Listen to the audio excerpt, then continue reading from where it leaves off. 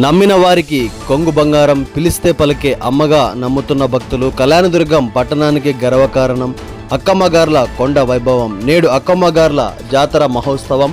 ఉగాది పండుగ మరుసటి రోజున కళ్యాణదుర్గంలో జరిగే శ్రీ అక్కమ్మగార్ల జాతర మహోత్సవం 2024వ సంవత్సరంలో ఎంతో అంగరంగ వైభవంగా జరిగింది. ఉగాది పండుగ మరుసటి రోజు ఆనవాయితీగా వస్తోంది కళ్యాణదుర్గంలో జరిగే శ్రీ అక్కమ్మగార్ల జాతర మహోత్సవం. ప్రతి ఏటా కూడా భక్తుల తాకిడి పెరుగుతూనే ఉంది. అక్కమ్మగార్ల కొండ కళ్యాణదుర్గం పట్టణానికే గర్వకారణం.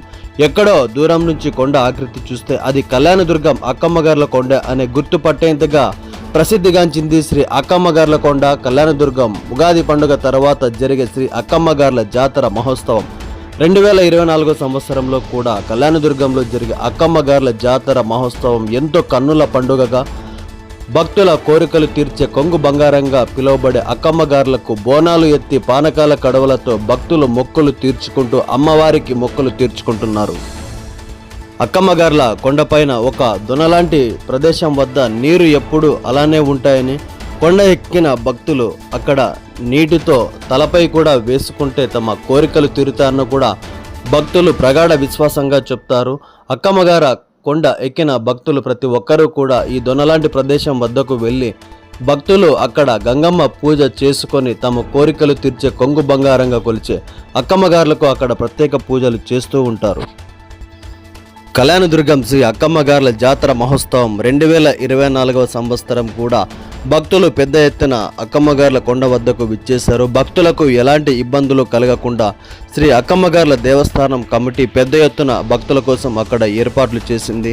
పానకాల బిందెలతో భక్తులు పెద్ద ఎత్తున తమ మొక్కులు తీర్చుకొని ఉగాది పండుగ జరుపుకొని అక్కమ్మగార్ల జాతరకు విచ్చేసి కోరిన కోరికలు తీర్చే కొంగు బంగారంగా పిలువబడే అక్కమ్మగార్ల జాతర మహోత్సవానికి పానకాల కడవలతో సిద్ధం చేసుకొని వేలాది మంది భక్తులు అక్కమ్మగార్ల జాతరకు విచ్చేసి అమ్మవారిని దర్శించుకుంటున్నారు.